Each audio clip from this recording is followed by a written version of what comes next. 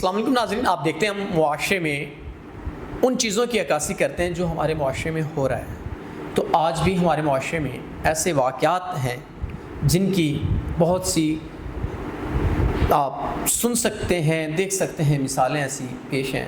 تو آج جو بہن میرے ساتھ موجود ہیں، معاشرے کی بیٹی جو میرے ساتھ موجود ہے، کافی پریشان ہے اور یہ چاہتی یہ ہے کہ ایک مرد کی صورت میں محافظ ملے ان کو، کیونکہ اگر مرد نہ ہو تو عورت کا محافظ کوئی نہیں، اور اس کے کردار پہ طرح طرح کی باتیں ہیں. کچھ ایسی ہسٹوری ان کی ہے، تو آئیے ان سے جانتے ہیں. السلام علیکم.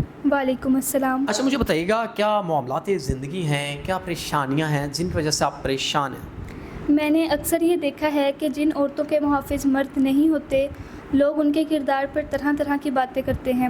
چاہے وہ عورتیں پاک دامن بھی ہوں، پھر بھی لوگ ان کے کردار پر باتیں کرتے ہیں کیونکہ ان کے ساتھ ایک محافظ مرد نہیں ہوتا.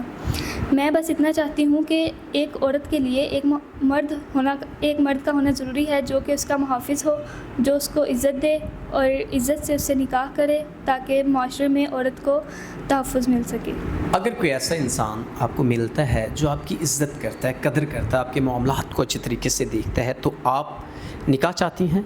جی ایسا ہی ہے. نکاح ضروری ہے اس چیز کے لیے. معاشرے میں رہنے کے لیے عورت کی عزت نکاح سے ہی ہوتی ہے. ناظرین، بہن نے واضح طور پہ بتا دیا کہ نکاح سے عزت ہے، تو آپ کو نکاح کرنا چاہیے، گناہ نہیں کرنا چاہیے. میں ایک ایسا انسان چاہتی ہوں جو معاشرے میں میری عزت کرے. میں معاشرے میں عزت سے رہنا چاہتی ہوں. ایک ایسا مرد ہی ہوتا ہے جو عورت کو تحفظ فراہم کرتا ہے. تو بس میں اتنا چاہتی ہوں کہ نکاح کو زیادہ سے زیادہ پروموٹ کیا جائے، اور میں بھی یہی چاہتی ہوں کہ میرا نکاح ہو تاکہ مجھے معاشرے میں عزت مل سکے. ناظرین، بہن نے واضح طور پہ بتا دیا کہ نکاح سے معاشرے میں عورت کی عزت ہے. تو اگر کوئی ایسا انسان جو نکاح کرنا چاہتا ہے وہ کر سکتا ہے. شرط یہ ہے کہ ان کو عزت دی جائے، ان کے معاملات کو دیکھا جائے. تو ہم امید کرتے ہیں کہ ایک انسان ہی نکاح کرے گا. تو اس کے ساتھ اپنے میزبان نواب احمد کو دیجیے گا اجازت. خدا حافظ.